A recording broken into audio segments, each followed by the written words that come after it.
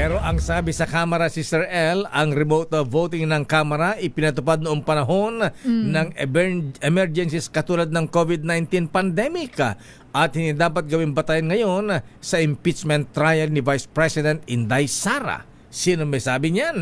Aris number 12 man ang Milky Rigunan. Please come in, Milky.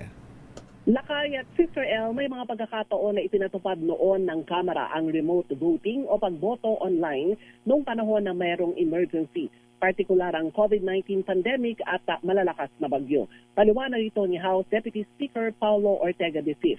Kasabay ang apela na huwag gamiting batayan ngayon ni Senator Rodante Marcoleta para ipatupad ang remote voting sa impeachment trial ni Vice President Sara Duterte. Mensahe din ito ni Ortega sa patutsada ni Representative Paulo Henry Marcoleta ng Sagip Party List na bakit hindi papayagan daw ng Senate minority ang mungkahin ng kanyang ama. Pinayuhan ni Ortega ang mag-amang Marcoleta na basahin ang House Rules kung saan malinaw na ipatutupad lamang ang remote voting kung may emergency. Sa Section 89 ng House Rules, papayagan ang session through electronic platforms kung merong natural calamities, pandemics, strikes, riots, civil disturbances at yung pang mga kaguluhan.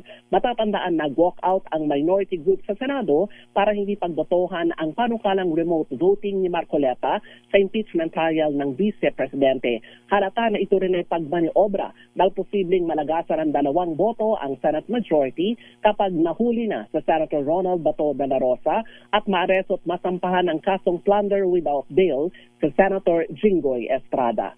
Ako si New Gregorio Nagulat para sa DCRH, una sa Pilipinas, una sa Pilipino. Daming